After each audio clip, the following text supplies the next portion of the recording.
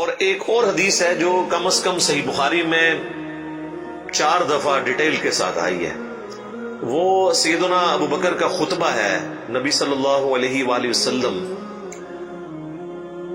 کی وفات کے فوراً بعد. رسول اللہ فاختار الرفیق الاعلی من الجنہ.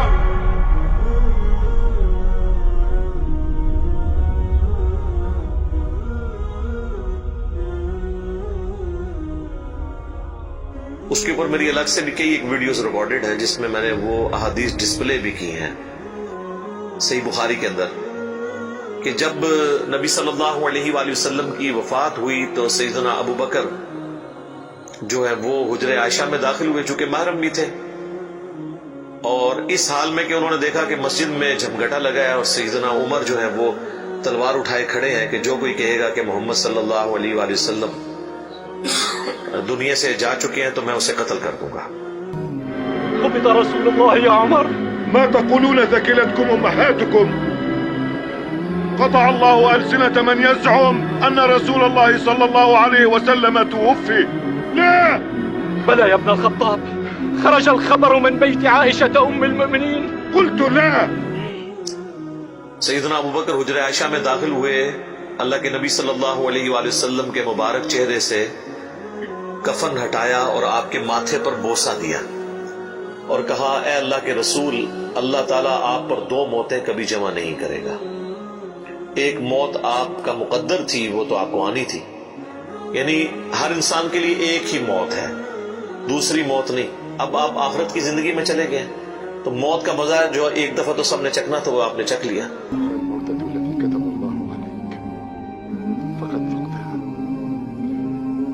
تصيبك موتة بعدها أبدا.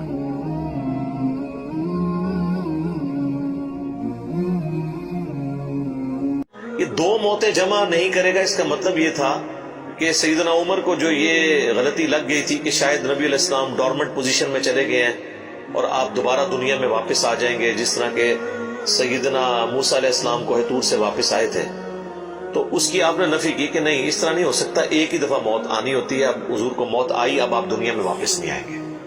سورۃ الواقعہ میں سورہ یاسین میں واضح موجود ہے کہ جو دنیا سے چلا گیا وہ واپس نہیں آئے گا.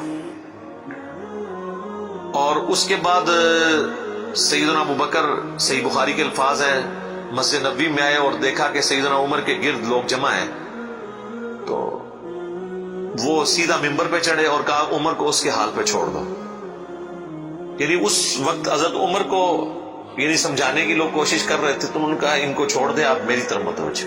چونکہ سیدنا ابو بکر کا ایک مرتبہ اس حوالے سے سیدنا عمر سے بھاری تھا، لوگ ان کی طرف متوجہ ہوئے تو انہوں نے ممبر پر چڑھتے ہی پہلا جملہ حمد و ثنا کے بعد جو بولا وہ پاکستان کے قانون 295C میں کروڑوں لوگ شاید اسے گستاخانہ جملہ سمجھتے ہیں اگر ان کو پتہ نہ ہو کہ یہ سیدنا ابو بکر کا خطبہ ہے. ہم نے سوشل ایکسپیریمنٹ بھی کیا اس پہ، کسی کو بتایا کہ بھئی یہ دیکھیں، اگر کوئی شخص یہ کہے کہ جو شخص محمد کی عبادت کرتا تھا وہ جان لے کہ محمد مر چکے ہیں، اور جو اللہ کی عبادت کرتا ہے وہ جان لے کہ اللہ زندہ ہے، اسے کبھی موت نہیں آئے گی. تو آگے سے جواب سننے کو ملا یہ کون گستاخ ہے جس نے یہ بات کی ہے؟ کوئی بھی نہیں، حضور کی تو عبادت کوئی بھی نہیں کرتا ہے، کون بھی جملے بنا دو. تو ہم نے بتایا یہ بخاری شریف میں کم از کم 4 جگہ موجود ہے. وما محمد الا رسول تو قرآن میں آیا نا. صحیح بخاری میں حضرت ابو بکر کے خطبے کے الفاظ یہ ہیں من کان یعبد محمدا فان محمدا قد مات. جو کوئی بھی تم میں محمد کی عبادت کرتا تھا تو جان لے کہ محمد مر چکے. مات کے الفاظ ہیں. فإنه من كان يعبد محمدا فإن محمدا قد مات.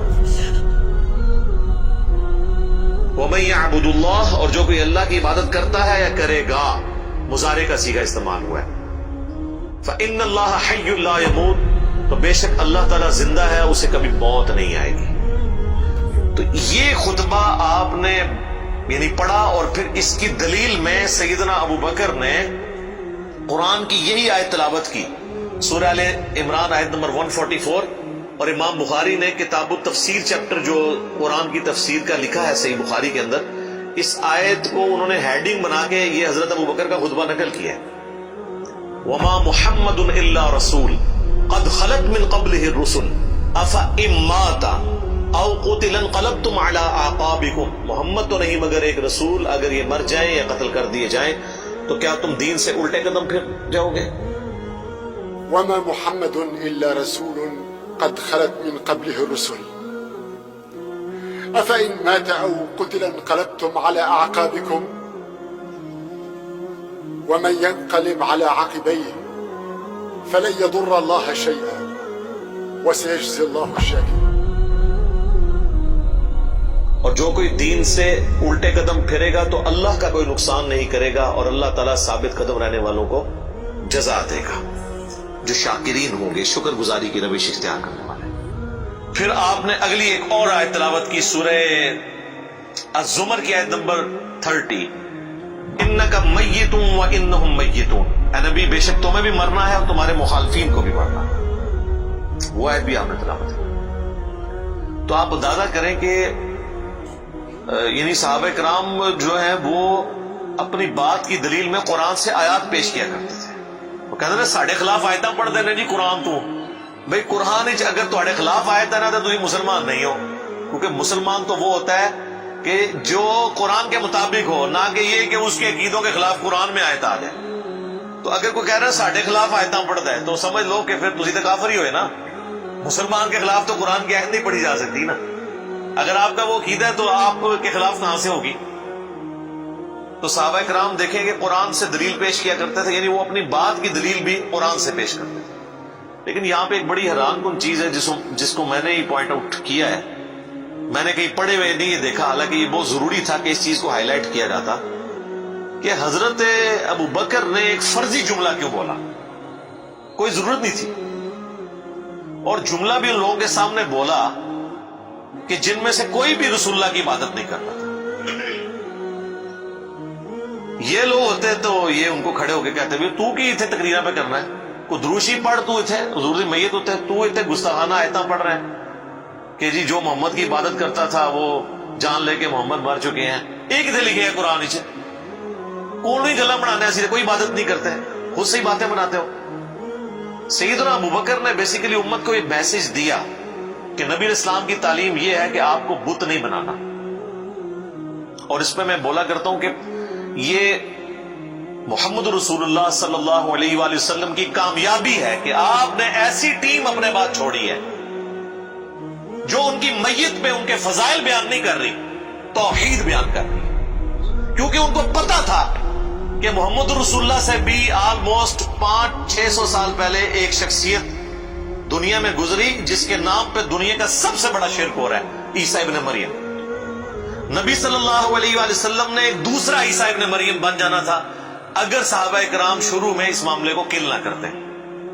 اور یہ انہوں نے اپنی ذاتی اختراع نہیں تھی، یہ نبی الاسلام کی مبارک تربیت کا اثر تھا. کیونکہ صحیح بخاری میں موجود ہے، دیکھنا میری شان کو اس طرح بلند نہ کرنا جس طرح عیسیٰ ابن مریم کے ماننے والوں نے ان کو ان کی شان میں بڑھا دیا، ڈیوینٹی ان کے بارے میں کلیم کر دی. میں اللہ کا بندہ اور اس کا رسول ہوں، مجھے اللہ کا بندہ اور اس کا رسول ہی کہنا.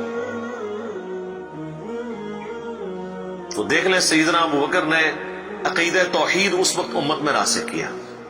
یہاں تو کوئی پیر کوئی بزرگ مر جاتا ہے نا تو اس کی شان میں نغمے بنا لیے جاتے ہیں. یہ بھی دیکھ لیں آپ، کل خادم رضوی صاحب کی ڈیتھ کے اوپر وہ کسی نے راتوں رات بیٹھ کے ترانہ بھی لکھ لیا ہے، اور وہ ترانہ انہوں نے بڑے اچھے انداز میں اس کو گا بھی دیا ہے، اور ان کی میت کے اوپر وہ چل بھی رہا ہے. اور نبی علیہ السلام سے زیادہ تو کوئی تعریف کے لائق نہیں ہے نا مخلوقات میں، لیکن آپ کی میت کے اوپر کوئی دروشی کی کوئی گھیٹیاں نہیں پڑیاں جا رہی ہیں، کوئی چادر نہیں کھلاری ہوئی، توحید کا خطبہ بیان ہو رہا ہے کہ اللہ کے نبی فوت ہو چکے ہیں. سیدنا عمر کے الفاظ ہیں صحیح بخاری میں، جب میں نے ابوبکر کا یہ خطبہ سنا تو میری ٹانگیں میرے جسم کا بوجھ نہیں اٹھا سکی. اچھا آپ لوگ قرآن و حدیث سنتے ہیں تو غصہ آ جاتا ہے. صحابہ قرآن و حدیث اپنے عقیدے کے خلاف سنتے تھے نا تو ان کی ٹانگیں ان کے جسم کا بوجھ نہیں اٹھاتی تھی. وہ اتنے پشیمان ہوتے تھے کہ میں غلط کانسیپٹ کے اوپر ہوں، میں فوراً رجوع کروں. اور سیدنا ابوبکر کے خطبے کے بعد سیدنا عمر کہتے ہیں مجھے یقین آ گیا کہ حضور فوت ہو چکے ہیں.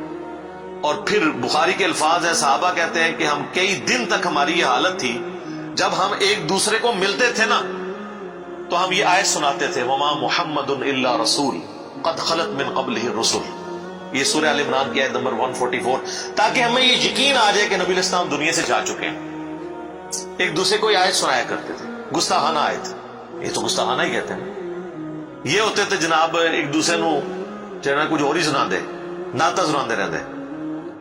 تو صحابہ نے ظاہر ہے انہوں نے تو مشن لے کے چلنا تھا نا، ان کو تو پتا تھا کہ پیغمبر کا کام ہے اللہ کا پیغام دنیا تک پہنچانا، اس کے بعد وہ امت کے کام حوالے کر کے چلے گئے۔ اب پیغمبر کے ساتھ نسبت اس کی ہوگی، محمد رسول اللہ کا لاڈلا قیامت کے دن وہ ہوگا، حضور کی شفاعت کا حقدار وہ شخص ہوگا جو نبی علیہ السلام کے مشن کو آگے لے کے چلے گا۔ یہ نہیں ہے کہ جو جتنا اونچا نعرہ مارے گا۔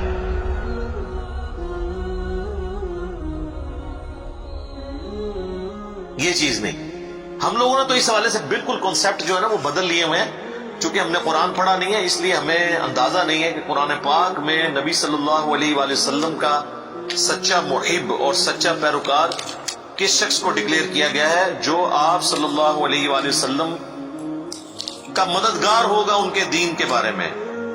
یہ بڑی سخت آیت ہے جی، یقین کریں انسان ہل جاتا ہے جتنی بار اسے پڑھتا ہے۔ آیت نمبر ہے 157 اور 158۔ الذين يتبعون الرسول النبي الأمي الذي يجدونه مكتوبا عندهم في التوراة، یعنی اہل ایمان کے بارے میں آ رہا ہے کہ یہ اس نبی کی پیروی کر رہے ہیں، اس نبی امی کی جس کا ذکر یہ لکھا ہوا پاتے ہیں اپنے پاس تورات اور انجیل میں۔ یأمرهم بالمعروف، جو انہیں حکم دیتے ہیں نیکی کا، وینہاہم عن المنکر، اور روکتے ہیں انہیں برائی سے، ویحل لہم الطیبات، اور حلال کرتے ہیں ان کے لیے پاکیزہ چیزیں، ویحرم علیہم الخبائث، اور حرام کرتے ہیں خبیث چیزیں، یعنی اللہ کے اذن سے وہ شریعت کا پیغام پہنچاتے ہیں۔ ویدع عنہم اسرہم والاغلال التي كانت عليهم، اور جو بوجھ ان پر پڑ چکے تھے، جو ان کے گلوں میں توق تھے، جو خود ساختہ ایک قسم کی شریعت اڈاپٹ کر لی تھی، وہ ان سے دور کرتے ہیں۔ فالذین آمنوا، پس جو ان پر ایمان لائے، بہی، اس کے اوپر جو ان کے ساتھ نازل ہوا، وعزروا، اور ان کی عزت کرے، ونصروا، اور ان کی مدد کرے، واتبعوا النور الذی انزل معہ، اور اتباع کرے اس نور کی جو ان کے ساتھ نازل ہوا، یعنی قرآن۔ اولئک هم المفلحون، یہی لوگ ہیں جو کہ فلاح پانے والے ہیں۔ یعنی اللہ تعالیٰ فرما رہا ہے کہ نبی صلی اللہ علیہ وآلہ وسلم کا سچا امتی کون ہے؟ جو کہ ایمان لے کر آئے ان پر، اس کے بعد ان کی عزت کرے۔ یہ تو دونوں آسان کام ہے، ایمان بھی لاتے ہیں لوگ، عزت ضرور سے زیادہ کر رہے ہیں۔ ظاہر ہے کہ جب یہ کہیں گے خدا کا پکڑا چھڑائے محمد، محمد کا پکڑا چھڑا کوئی نہیں سکتا، غلوف کر رہے ہیں۔ رسول اللہ کے سامنے یہ کوئی جملہ بول سکتا ہے؟ اللہ جس کو پکڑ لے گا نا، نبی علیہ السلام اس کو چھڑوائیں گے نہیں، نبی علیہ السلام چھڑوائیں گے اس کو جس کو چھوڑنے کا اللہ اذن دے گا۔ دھونس کے ساتھ کوئی کسی کو نہیں چھڑوا سکتا، شفاعت بالاذن ہے۔ ہر دفعہ نبی علیہ السلام جا کے سجدہ کریں گے اور اللہ تعالیٰ اذن عطا فرمائے گا اور مقرر کرے گا تعداد کہ اتنے لوگوں کو جن کا ایمان اس لیول کا ہے ان کو نکال لیں، جن کا ایمان اس لیول کا ہے ان کو نکال لیں۔ نبی علیہ السلام اپنی مرضی سے کچھ نہیں کر سکتے، یہ تو عقیدہ ہی گستاخانہ ہے۔ تو اللہ تعالیٰ ہمارا ایمان لاؤ اس نبی کے اوپر، عزت کرو، وَنَصَرُوا، اور مدد کرو ان کی کاز میں، ان کے مشن میں، وَاتَّبَعُوا النُّورَ الَّذِي أُنزِلَ مَعَهُ، اور اتباع کرو اس نور کی جو ان کے ساتھ نازل ہوا، یعنی قرآن۔ اولئک هم المفلحون، ایسے لوگ ہیں فلاح پانے والے، یہ لوگ فلاح پائیں گے۔ تو فلاح کے لیے صرف ایمان لانا ضروری نہیں ہے، بلکہ رسول اللہ کی مدد بھی کرنی ہے، آپ کی عزت اور تعظیم کے ساتھ آپ کی مدد اور قرآن کی پیروی۔ تو صحابہ اکرام نے حضور کی میت کے اوپر عقیدہ راسخ کر کے بالکل صحیح بات بتا دی، اور آپ دیکھیں صحابہ کو کبھی یہ وہم بھی نہیں آیا تھا کہ نبی علیہ السلام سے ہم نے جا کے اب ڈائریکٹ کوئی بات کرنی ہے، ورنہ آپ دیکھیں حضور کی میت رکھی ہوئی ہے، صحیح بخاری میں ڈیٹیل موجود ہے، میرا ایک کلپ بھی ریکارڈڈ ہے، سیدہ فاطمہ کا قاتل کون، اس میں نے ڈیٹیل سے سقیفہ بنی ساعدہ کی حدیث بیان کی تھی کہ کسی کے دماغ میں بھی یہ مشورہ نہیں آیا کہ نبی علیہ السلام سے آپ کی ابھی میت باہر ہے، ابھی تو قبر میں نہیں گئے، جو لوگ قبر پہ جا کے مانگتے ہیں بزرگ باپوں کی، رسول اللہ تو ابھی ان کی میت باہر رکھی ہوئی ہے، جا کے آپ کے میت سے جا کے پوچھ لیں کہ یا رسول اللہ بتائیں آپ کا سکسیسر کون ہے آپ کے بعد. کسی کو وہم نہیں آیا. بعد کے لوگ پتہ نہیں کیا کیا دعوے کرتے ہیں.